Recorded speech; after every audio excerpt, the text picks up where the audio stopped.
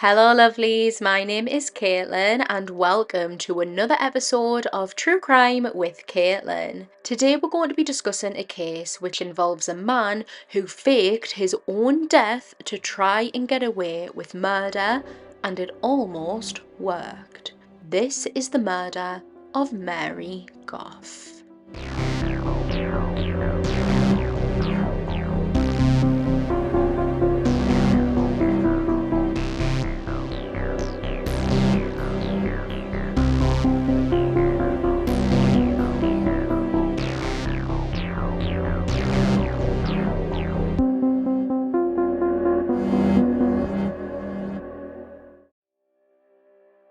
On the 1st of March 2001 at 12:16 a.m, emergency services received a frantic phone call from a man saying that his wife had fallen down the stairs. This is a portion of that call which was featured in the documentary Getting Away with Murder, The Killing of Mary Gough. I need an ambulance. Royce had to fall down the stairs. Okay, is she conscious? I don't think so. What can I do? I don't think she's breathing. Okay, can you see your chest moving up and down? No. Okay, what's her colour like? Is she Blue. Okay, open her mouth, okay? Close off, pinch her nostrils with your other hand. Yeah. Okay, and blow into her mouth. Is she breathing at all? No, there's nothing. Will the ambulance be long? The ambulance is on its way, so we'll also have a fire engine on the way out, you okay? Can you ring the guards or something? They might know. You've got the engine from Bob Brigham on the way. Okay. Paramedics and fire officers arrived at 49 Clonard Street, Balbriggan, which is in the Republic of Ireland, within 15 minutes of this call. Personnel crammed into the cramped hallway, one of the officers leading a dazed husband into another room, while paramedics began administering CPR to the woman on the floor. This woman being 27-year-old Mary Gough. Mary was wrapped in a blanket, the sleeve of her pyjamas had been ripped, she was blue in colour and cold to the touch. Some officers picked up on things that didn't seem right, but they were momentarily pushed to the back of their mind as they desperately tried to save Mary. A defibrillator was placed onto Mary's cold chest, showing her heartbeat had flatlined. This meant that she was clinically dead. Not ready to give up on Mary, she was scooped up onto a stretcher, put into an ambulance and raced to Beaumont Hospital in Dublin, where a resuscitation team were awaiting her arrival. The team tried all different ways to restart Mary's heart. They put her on a drip which had all different drugs inside, including adrenaline. They performed manual CPR, provided her with oxygen, and were just doing everything that they could, but she was responding to nothing.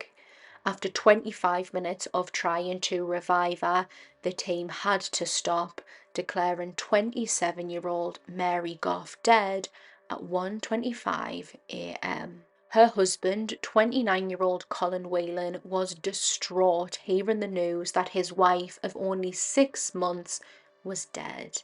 His cries bellowed through the hospital corridors. A nurse who tried consoling Colin offered him some tissues, and as he reached over to take them from the nurse's hand, the nurse noticed fresh-looking, deep scratch marks on Colin's chest.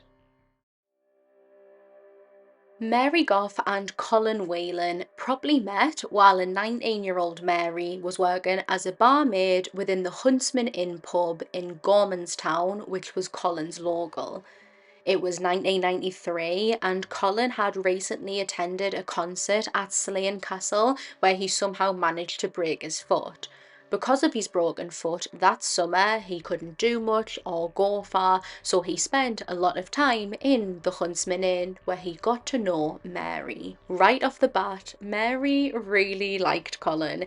He was a bit older at 21, she described him as tall, dark and handsome, and he had the charm to go with it too. This is Mary's best friend Sinead in the Getting Away with Murder, The Killing of Mary Gough documentary, talking about how much Mary liked Colin despite him not being her regular type.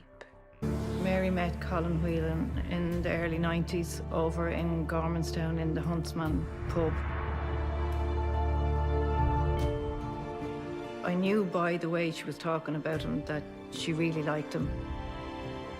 He wasn't a person that she normally would go for. He was very businesslike and serious. But from day one, she seemed to be mad about him. It took Colin around a year to finally ask Mary out in December of 1994, and she was elated. She boasted to her friends about how excited she was for this upcoming date. The Gough family sort of knew Colin, not like personally, but in passing. The Whelans lived just over a mile away, and their community was fairly small, so they knew Colin's family, they knew Colin's name, they'd smile at him in the street, but not much else. After Mary introduced Colin to her beloved mother Marie and all 5 of her brothers, Colin got the stamp of approval. They took him in with open arms, and he was now part of the family. Colin was described as the perfect boyfriend to Mary. He was actually her first boyfriend, so everything that she is experiencing with Colin is new and it's fresh and it's exciting. He would shower Mary with gifts, often surprising her with delicious chocolates and bright coloured flowers. He would take both Mary and Marie out to different shows and concerts. He would make time for Mary's brothers, which was so important to her as she was so very family oriented. The Goughs were always very close-knit, but they became closer after the sudden passing of James Gough, Mary's dad, back in 1989. This death obviously devastated the family, but their grief brought them closer instead of tearing them apart. Mary and her mother Marie, especially, they were more like best friends than a mother and daughter duo. They were incredibly close, they loved to spend time together, they told each other everything, they didn't keep secrets from one another, and they just had a really amazing bond. So Colin putting in the effort with Mary's large family meant the world to her. The very first hiccup in their relationship occurred in April 1995. One evening, Colin had called up Mary's house phone to chat with her for a little bit. Marie answered and told Colin that Mary wasn't in, she'd gone out with her friends, and Colin was very obviously upset about this. This would be the first red flag that Marie noticed. The following day, Colin very coldly broke up with Mary. Marie recalled what happened, saying, quote, "He was handing her a cup of tea when he just turned around and said, 'It's all off,' just out of the blue." She would remember her daughter rushing home, hysterically crying so much that she was physically sick and that Mary didn't leave her bed for days. The two eventually rekindled, much to Mary's relief.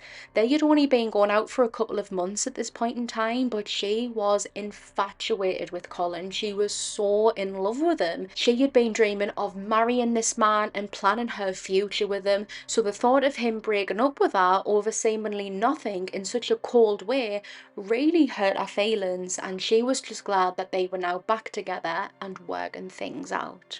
While on holiday in Fuerteventura, Canary Islands in 1998, Colin got down on one knee and presented Mary with a stunning, sparkling 4-diamond ring and asked her if she would marry him.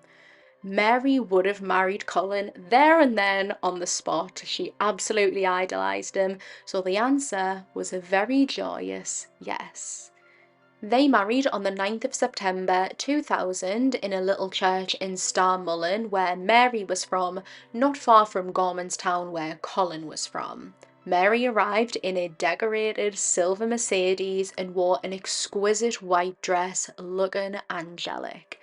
The build up to the wedding had been so exciting, but now that the day was finally here, the nerves were setting in. Mary didn't really like to be the centre of attention, so a day like this, where she is the centre of attention and all the eyes on her, can be very anxiety inducing and overwhelming for her. In fact, on the morning of the wedding, Mary did have a little cry. Many people thought that this cry was just down to pre-wedding nerves. Her mother Marie, though, wasn't so sure. She explained this, saying, quote, "I had a bad feeling about it. Something was wrong. It should have been the happiest day for me, but there was something cold about it. There was something I couldn't put my finger on. It must be a mother's instinct, but Mary didn't look a happy bride. Linked arm in arm with her older brother, Mary walked down the aisle and she and Colin exchanged their vows. Here is a snippet of that from the Getting Away with Murder, The Killing of Mary Gough documentary. I, Colin, take you, Mary, as my wife, for better, for worse, for richer, for poorer, in sickness and in health. Colin, wear this ring as a sign of our love and fidelity, in the name of the Father, the Son, and the Holy Spirit.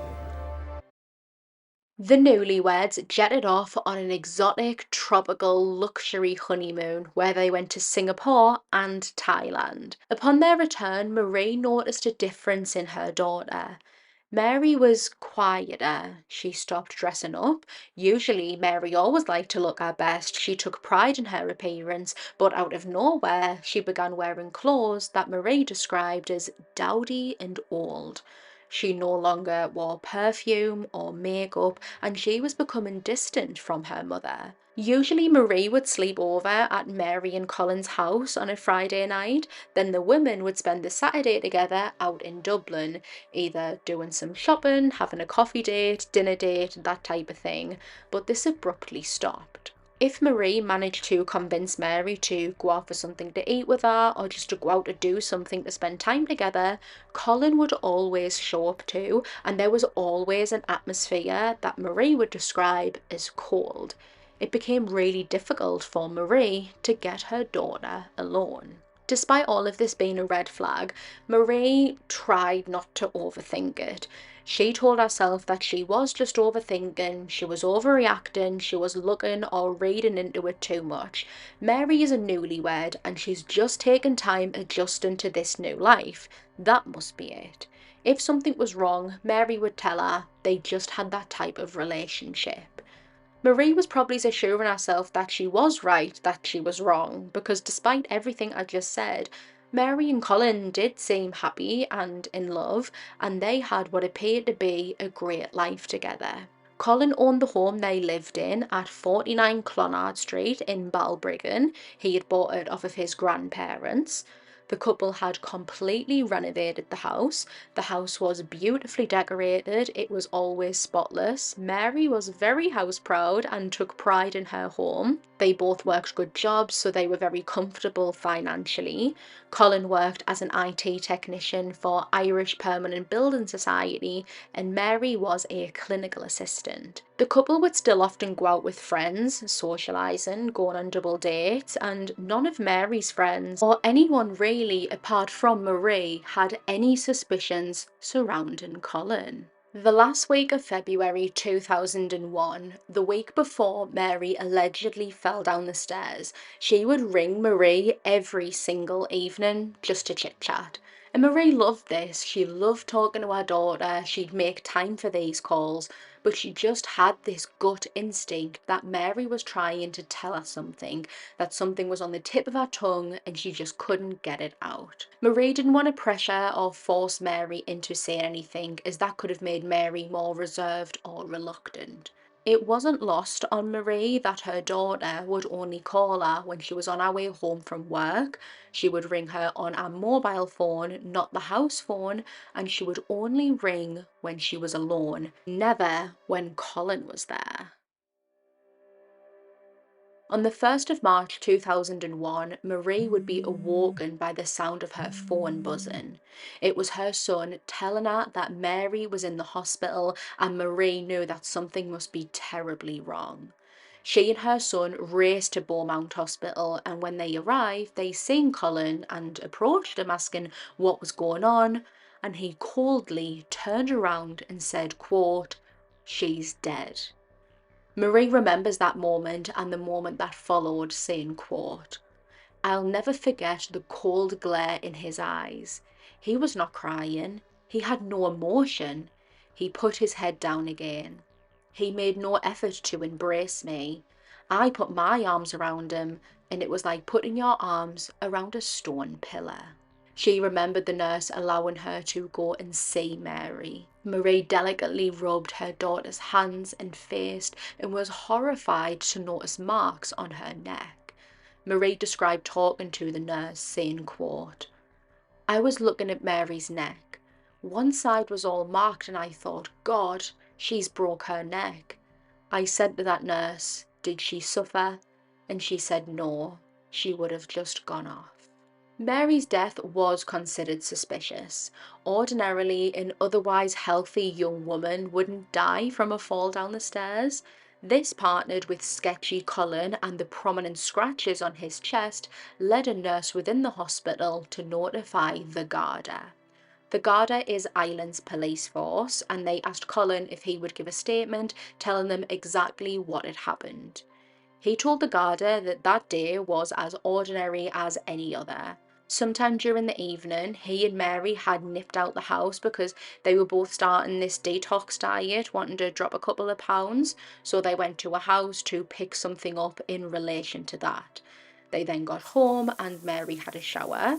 Then at around midnight, while watching TV, Colin just heard this thud, thud, thud, and when he jumped out of his seat and ran to see what that was, that is when he found Mary lay at the bottom of the stairs, and he immediately called for help, not knowing what else to do. The Garda were aware of the nurse noticing scratch marks on Colin, and they quizzed him about it, asking, where did they come from? Colin's face lost all colour, and he apparently seemed perplexed as he looked down to his own chest, seeing 4 distinct, raw, red scratches. It was as if he himself had only just noticed them. He said that when he tried to help Mary, she must have grabbed onto him and scratched him, and because he was so concerned for his wife, he didn't notice them up until now. Which seemed plausible, only he made no mention of Mary reaching out to him within the statement he just gave. Mary Gough's post-mortem was conducted by Dr. Marie Cassidy, who confirmed the unspoken suspicion that Mary's death was no accident. Dr. Cassidy turned to a Garda detective who sat within the room while she performed the autopsy and said, quote, "You have a murder on your hands." Mary's cause of death was determined to be asphyxia, that she, quote, had been strangled by way of a ligature. Without delving too much into the autopsy, some of the things that indicated this ruling was Mary had hematurin in her eyes, her tongue was swollen, and there were marks on one side of her neck. Her injuries weren't consistent with a fatal fall down the stairs. If she had fallen down the stairs with so much force that it killed her, you might expect to see some bruises, but Mary had almost none. The only ones that she had were on her arms, which were more consistent with being held or gripped with force. The news that Mary had been murdered was unbelievable to her friends and family.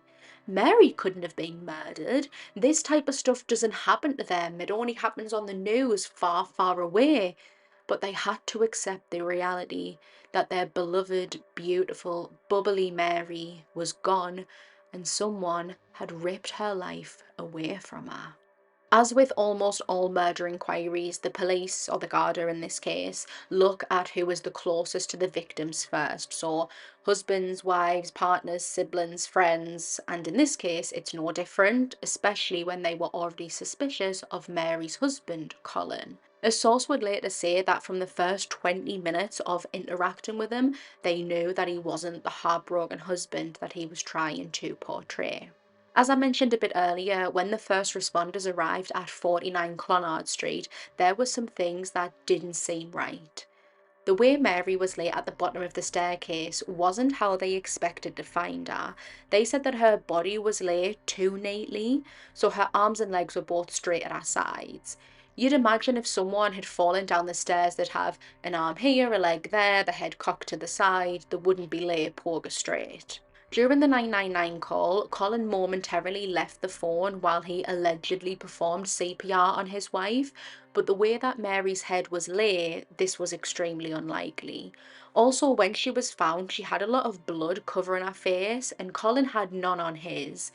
If he had performed mouth to mouth on her, that skin to skin contact would have transferred some blood onto him, yet there was nothing on his face or even his hands, and that told responders there had been no CPR attempt.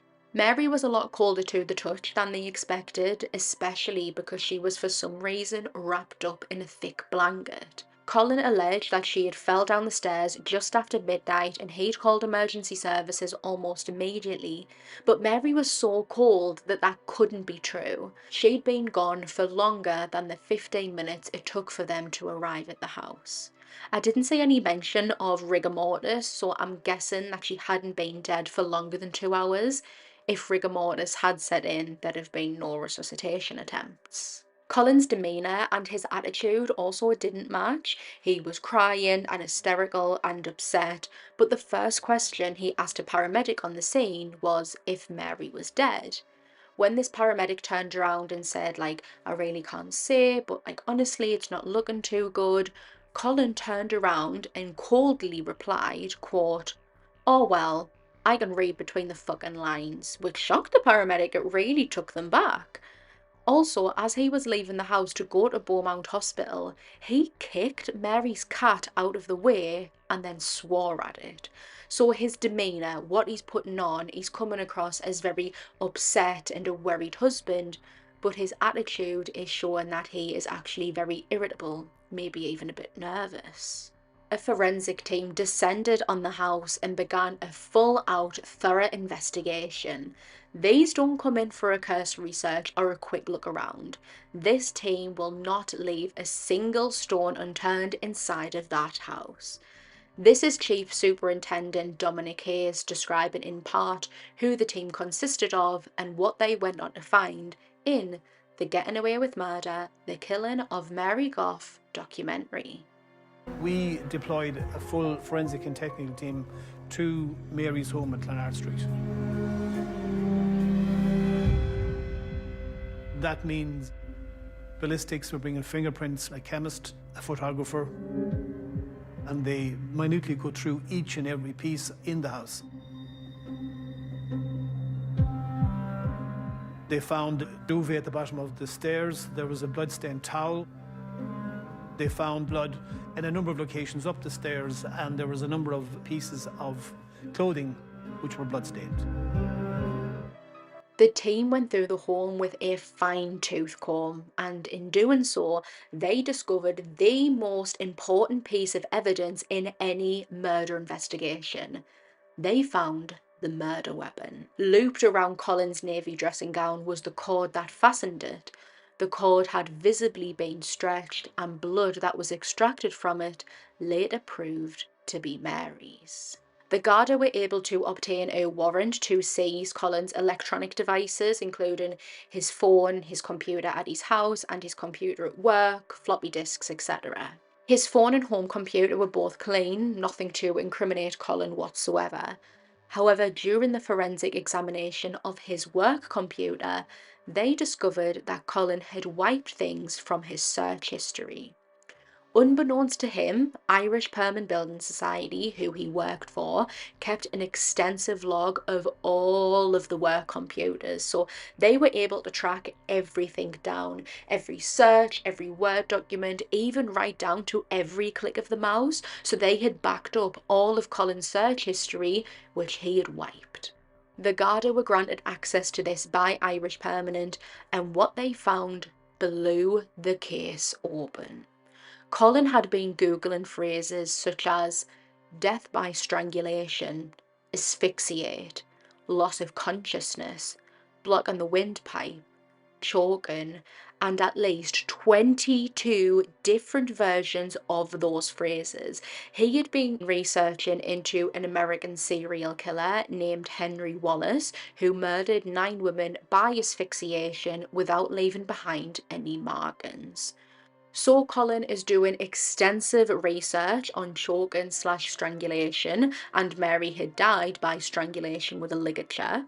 He's researching into a person who has done this before, and he had been doing this research for months before he and Mary even married. Colin had married Mary, who was head over heels in love with him, and as he's saying his vow to her, looking her in the eyes, he knows that he is planning to kill her. That is the epitome of evil. Along with these disturbing searches, the Garda also discovered a potential motive for the callous killing. Colin had been having an online affair with a Welsh woman named Helen. The Garda travelled to her home in Porth to speak with her. Helen was a bit older than Colin, him being 29, she being in her mid-30s. She'd been married and divorced, I think, 2 or 3 times, and she was on this dating website hoping to find her forever partner, someone to look after her. And this is where she found Colin Whelan. Colin told Helen that he was finally trying out dating again after he had lost his wife in a car accident. This is months before Mary had actually died. Quick side note, but when I was researching this part, it just reminded me so much of Scott Peterson.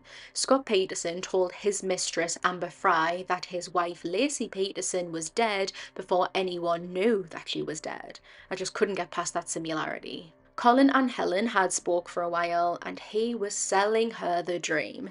He told her he was expecting a large inheritance and that he was going to buy a house and move to Wales to be with her and that they'd live happily ever after.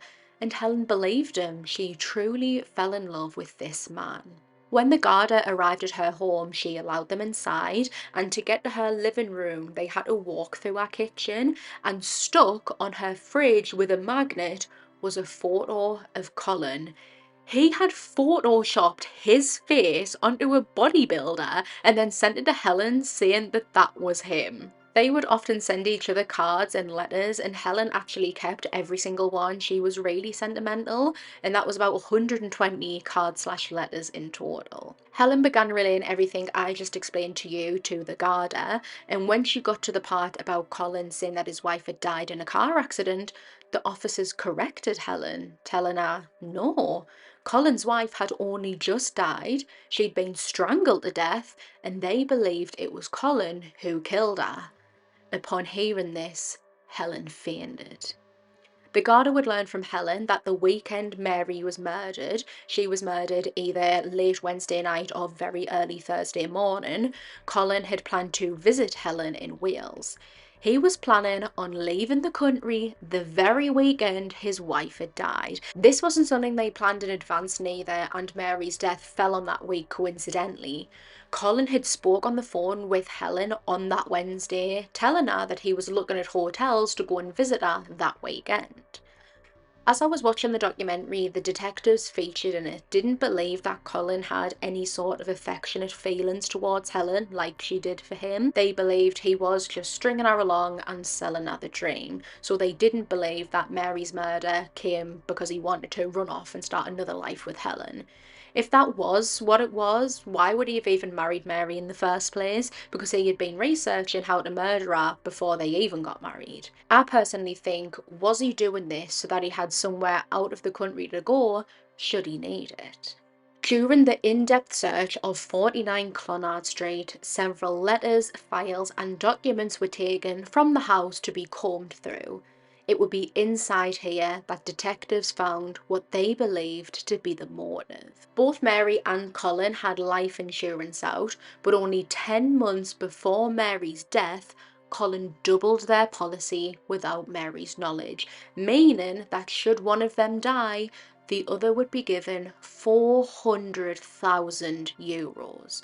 There was no need for their life insurance policy to be that high. They were young, fit and healthy, and it expired after 10 years when they would still be young, only in their 30s. This means that if there wasn't a claim within the 10 years, none of them would get any of the money. Detectives believed that this was the motive. Mary was murdered for monetary gain. Colin married her so that he would be the main beneficiary and would get all of this money. On the 11th of April 2001, the Garda arrived at the home of Andrew and Olive Whelan, Colin's parents.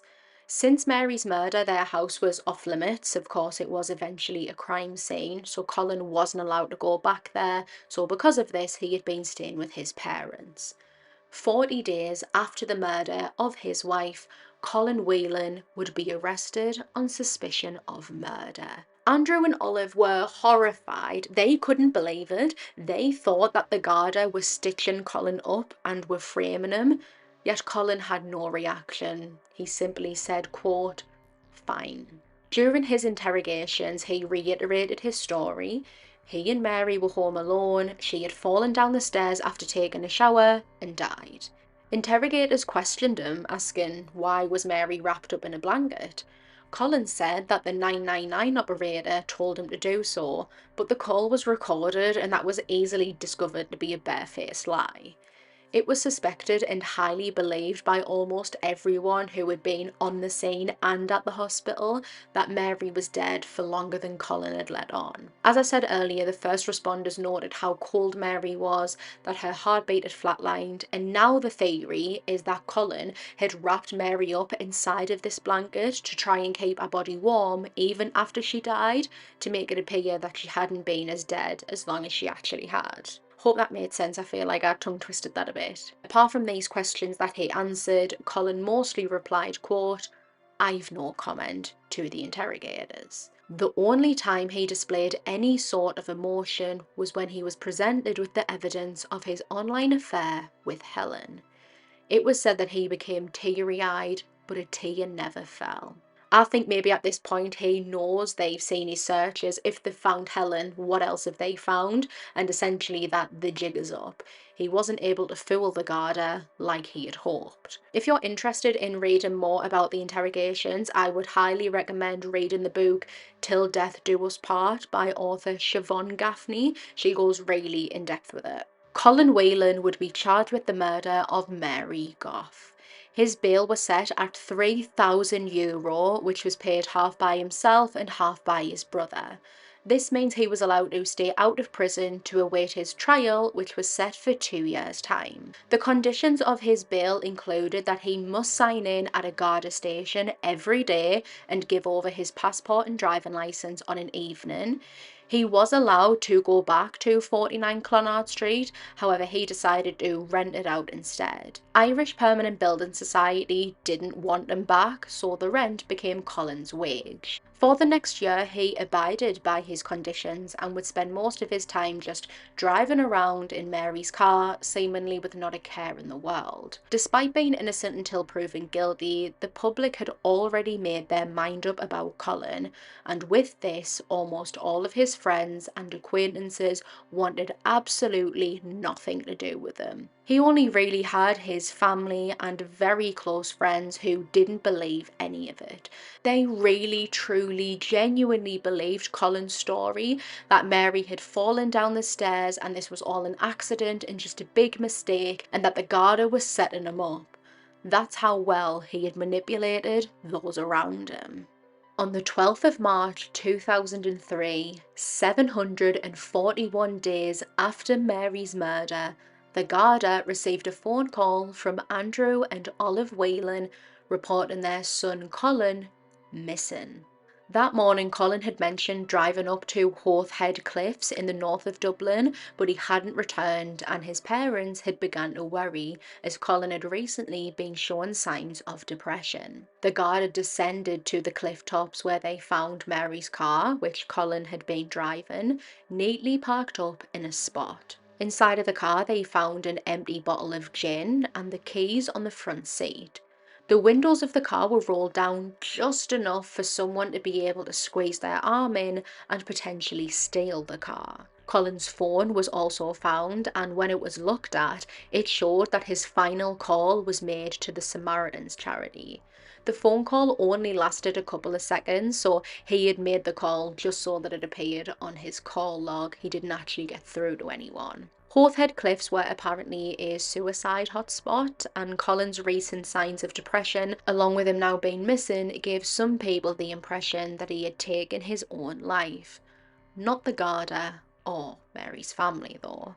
The Garda did have to investigate the possibility that Colin had thrown himself off of the cliff, so they enlisted the help of the Coast Guard, who scoured the Irish Sea below, but there was no trace of him. Meanwhile, the Garda had been conducting searches on land, but they got the same result. Colin Whelan hadn't committed suicide. He had fled, and now being hours ahead of the Garda, he could be anywhere.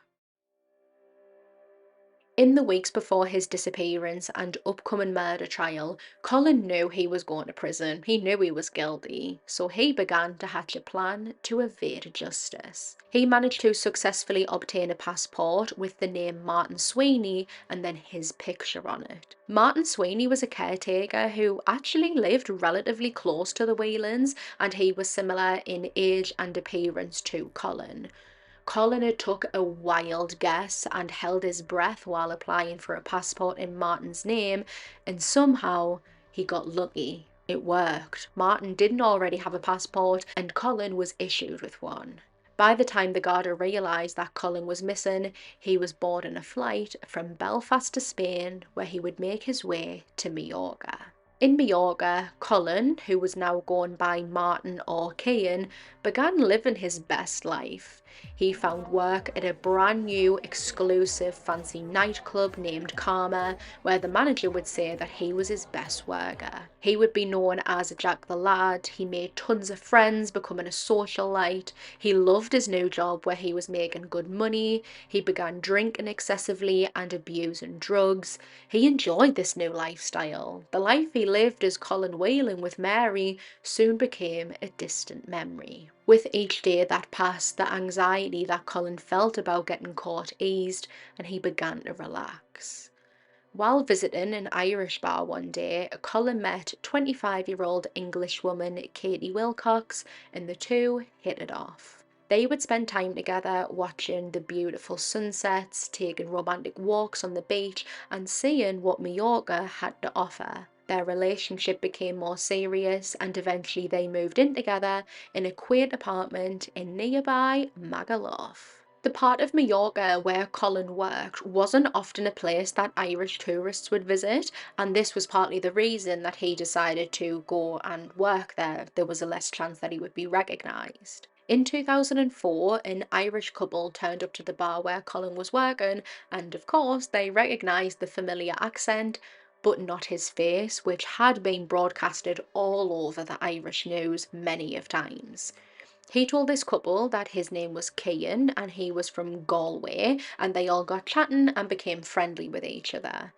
The couple liked Colin so much that they had promised to send him a rugby jersey back when they got home to Ireland, and Colin was thrilled, so he scribbled his name down, Cian Sweeney, and the address to Karma, the nightclub, for them to post it to. When they arrived back in Ireland, the woman from the couple was flicking through the newspaper when her heart stopped and her blood ran cold.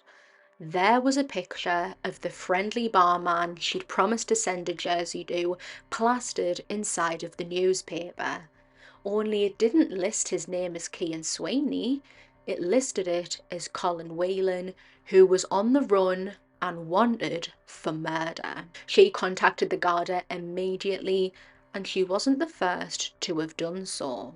Only just before this woman contacted the Garda, they were contacted by another man. This man was born and bred in Balbriggan, and he had actually went to school with Colin, so he was familiar with him and was well aware that Colin was accused of murder and was now missing. This man was on holiday in Majorca when he stopped in his tracks, immediately recognising Colin behind a bar. He didn't go and approach him, he kind of looked at him a little bit and he knew it was him. He grew up with him, he knew Colin. Instead, this man waited until Colin wasn't there. He then went into the bar and was making general conversation with another one of the barmen and was like, oh, so you have another Irishman here, like, who's that? And this other barman told this man that his name was Cian and he was from Galway. But of course, this man knew that that wasn't true. When he arrived back in Ireland, the first thing that he done was contacted the Garda, who were excited to finally have a credible lead on Colin Whelan. So now when this woman is contacting the Garda, describing the same man, given the same name as Cian, working at the same bar that the other man saw him in, it just strengthened each of the statements. This woman was able to offer the Garda one more thing though: the handwritten note. Handwriting experts compared the writing on this note to Colin's writing from notepads, I believe, that were taken from his home, and they believed it was an almost perfect match. Apparently Colin's writing was very distinct. The Garda enlisted the help of Interpol and Europol, who then enlisted the help of the police force closest to Colin. Armed with a photograph of him, the local officers made their way over to Karma. It was a busy Friday night when they arrived, and they spoke with the manager asking to see Colin. But this manager didn't know Colin, certainly no Colin worked at his bar. This is when the officers showed him a photo, and it took his breath away. There was Colin, or who he knew as Cian. He told the officers that Cian would be due in for work soon, and so they waited. Upon his arrival into Karma, Colin was arrested, and he didn't resist or protest whatsoever. He almost accepted what was happening to him, as if he was expecting it. Once he arrived at the police station, as expected, he began to profusely deny that he was Colin Whelan, saying there must be a mix-up, it's got to be a mistake, and he was actually so convincing and manipulative that the officers started to question if he was the right man. Words lie. Sometimes pictures can be perceived wrong. I actually just listened to the Anatomy of Murder podcast episode where there was a case of mistaken identity based off of the picture because some random woman looked almost identical to their killer. But what doesn't lie is fingerprints. The Garda provided a copy of the fingerprints they took from Colin when he was first arrested for Mary's murder, and when his fingerprints were took again at the police station, they didn't even have to confirm that they were the same because Colin held up his hands and finally admitted his identity. After 1 year and 4 months of living the dream in Mallorca, running away from justice, they had finally found Colin Whelan, and he was coming back to Ireland to face the music. Colin would be the first person to be extradited from Spain back to Ireland. One of Mary's brothers actually worked in the airport and awaited seeing his sister's killer arrive back home. This is him describing that moment in the Getting Away with Murder, The Killing of Mary Gough documentary. When I found out what flight he was coming in on, because I work in the airport, I have access to the sort of the ramp area where the planes come in. So I went to the arrivals gate, and one of the detectives was there, and he actually came over to me and says, "You're not going to hit him, are you?" And no, I'm not. No. So I went through the doors down airside, and as he was coming down the air bridge steps, he looked up, and I stared him straight in the eye, and he stared at me, and then just put his head back down, and he looked sort of a beaten man. That was the end of it. There was nothing he could do or say or defend himself from, or to stop himself from the inevitable happening of him going to prison for a long time. While preparing for the trial, the prosecution dug deep into Colin's past. They wanted to know everything they could about him, and in doing so, they discovered an ex-girlfriend who had been a victim of extreme domestic violence at the hands of Colin Whelan, and she was willing to bravely testify against him. I couldn't find the name of his ex-girlfriend, so I'm going to refer to her as Kaylee. Kaylee and Colin met while they were both at a disco in 1993, so this is the same year that he and Mary met, although he didn't ask Mary out till December 1994. At the disco, Colin made the first move, going over to introduce himself to Kaylee, and he swooped her off of her feet. She remembers thinking about how handsome and well-dressed he was. Quite quickly after they began dating, Colin controlled almost every aspect of Kaylee's life. What she wore, where she went, who she went out with, and even who she was allowed to speak to. Colin would get drunk out of his mind and assault/beat her. While getting intimate, Colin had once wrapped a ribbon around Kaylee's neck and pulled it so tight that she almost passed out. Partway through their relationship, Kaylee discovered that she was pregnant, and she was absolutely terrified to tell Colin. At this time, abortion was still illegal in Ireland, and Kaylee had no idea how Colin would take the news, although her gut instinct told her it wasn't going to be good. When she did finally build up the courage and shared the news of the pregnancy with Colin, He went berserk. He physically tried to force Kaylee to lose their baby. He forced straight vodka down her neck, making her almost choke on it. He even tried to force her to swallow a bunch of tablets. During this assault, Colin repeatedly and forcefully kneed Kaylee in the stomach, which did result in her losing her baby. This all happened within the space of only 6 months. Kaylee was eventually brave enough to end this relationship, and she was so scared of the repercussions of ending the relationship that she moved out of the area to be as far away from Colin Whelan as possible. So it would only be a few months after this relationship that Colin asked Mary out. Could someone that evil and abusive and aggressive change his ways in such little time? On the 12th of April 2005, Colin was once again in a courtroom. The gallery behind him was packed with Mary's family, his own too, and a lot of the detectives/guards who had meticulously worked on this case. Colin stood as the judge addressed him. The judge asked him, quote, "Did you kill Mary Gough?" Colin paused for a second, lifted his head, and proclaimed, quote, "Guilty." Gasps could be heard inside of the gallery. No one expected him to plead guilty. Detectives were gearing up to sit through a lengthy trial. Mary's family were preparing to hear all of the fine details about their loved one's murder, and Colin's parents were ready for their son to be proven innocent. But now none of that was going to happen. Colin Whelan had accepted his fate and took responsibility for the callous murder of his wife, Mary Gough.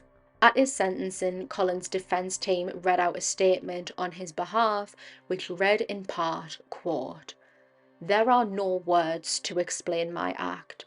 I apologise for taking your daughter, friend and soulmate so unnecessarily." He would be handed a sentence of life imprisonment. But what had happened to Mary on the night of her murder? We still don't really 100% know for certain Colin's motive. Likely it was monetary, but we do know the events immediately prior and during Mary's murder. Mary and Colin had both been out picking up a package relating to the detox diet that they were both about to start.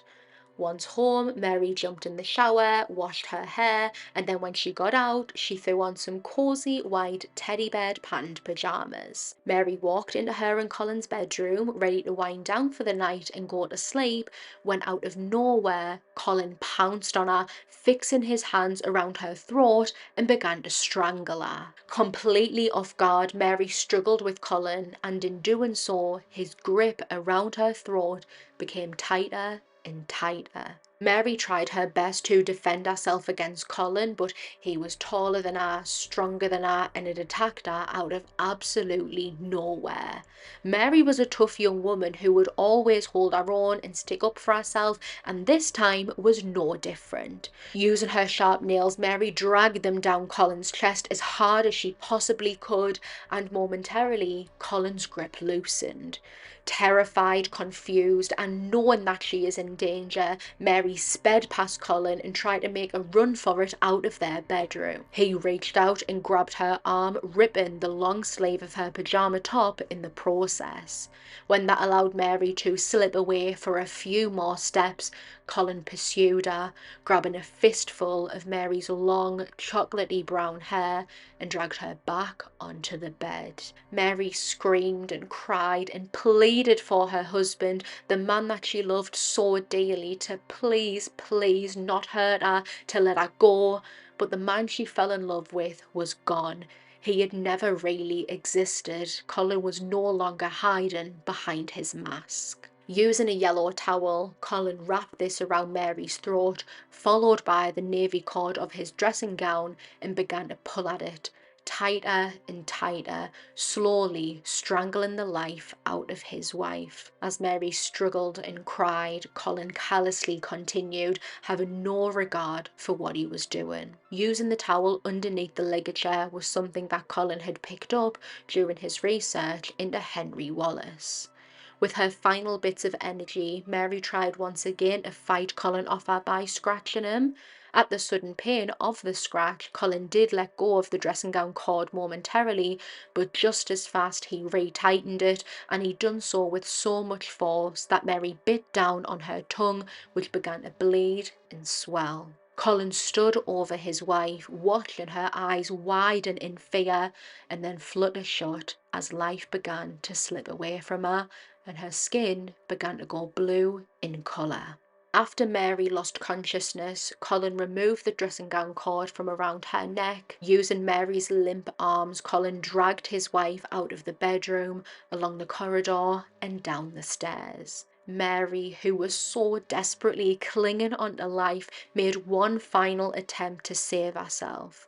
As she was being dragged down the stairs, she tried to hold on to part of the banister, but all Colin had to do was pull slightly harder and Mary's grip had loosened. She had nothing left in her. Mary was placed at the foot of the stairs where she began to silently cry. She looked up towards her monstrous husband, the man she was mad about since they first met, the man she shared so many happy memories with, the man who promised to love her for the rest of her life, the man who was supposed to protect her from everything, was now simply the man who had murdered her. Colin waited and watched as Mary took her final breaths. Once he knew that she was dead, in an attempt to stage the scene like an accident, he retrieved their blanket off of their bed and wrapped up her dead body, trying to preserve the heat. He also knocked the heating on inside of the house. He wanted to make sure that Mary was dead and that there was no chances of reviving her. He couldn't risk calling emergency services straight away in case she was able to be saved. So as his wife's body lay at the foot of the stairs, Colin went in the living room and sat and watched TV. Colin Whelan is now 52 and this month, February 2024, he has been denied both requests to be transferred to an open prison and requests for an early release. He is incarcerated at Wheatfield Prison in Dublin, where he has once worked as a chef. I did read that Katie Wilcox, the girlfriend he met and lived with in Mallorca, moved back to England and regularly visited him in prison, pledging to stand by him. Don't know how that stands right now though, I couldn't find anything more recent about her. This is part of a statement that was released regarding Colin's time in prison. Whelan is a model prisoner and has not caused any trouble behind bars. He has served 20 years for this callous crime, but he won't be getting out anytime soon. He is not on any early release program and is facing a few more years in custody. The Independent Parole Board will decide when he gets out, but there is no sign of it happening anytime soon. He could end up doing another 4 or 5 years. We understand the victim's family are against it, especially since he is still relatively young. Normally, a fella like him would be in open prison by now and allow day releases, but it has not happened.